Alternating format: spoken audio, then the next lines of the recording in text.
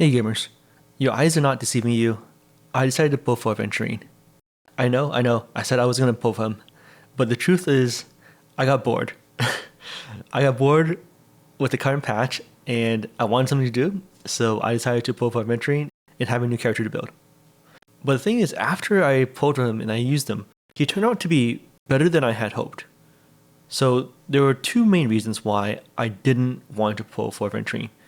The first was I wasn't sure about his CC protection.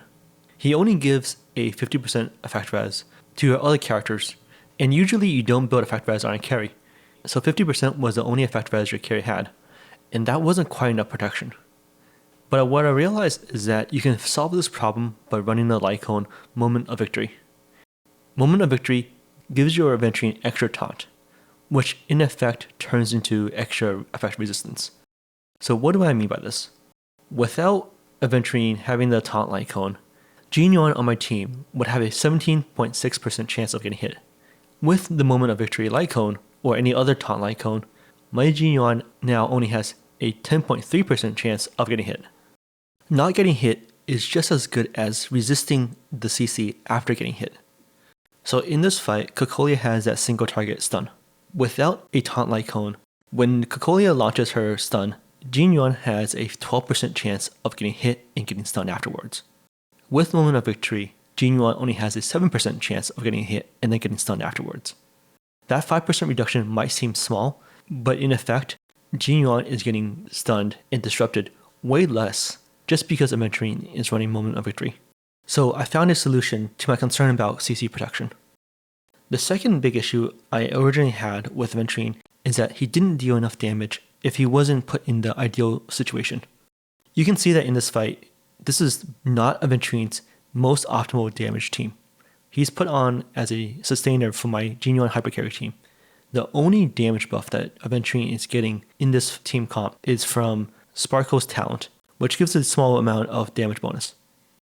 And you can see that my Aventurine is doing a respectable amount of damage. His follow-up attack is doing around 20k, his ult is doing 30 to 50k. In this fight, it did 68k at one point. So it's pretty respectable, and he's not even using his optimal relic sets. I actually counted up all the damage numbers from this fight and several other fights I did to calculate how much damage contribution Aventurine had for the team. And it turned out for this particular comp, he contributed around 10 to 15% of the team's damage. In more ideal situations, for example the IPC team comp with Topaz and Ramei, I would estimate that Aventurine is contributing around 20 to 25% of your team's damage. And at that point, that's a lot, right? You have to remember, he's a team's healer or sustainer, and he's contributing 15% of your team's damage. And it definitely doesn't go unnoticed. I've been able to shave 1 or 2 cycles off my clear times with Aventurine on the team over, for example, Luocha or Bailu. Another thing to consider about Aventurine is that he's kind of like Clara. He wants to get hit. So if the fight does not involve Aventurine getting hit a lot, his damage contribution, of course, is going to go down.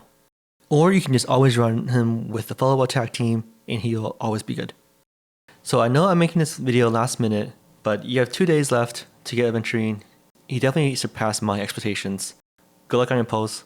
Thanks for watching, and see you next time.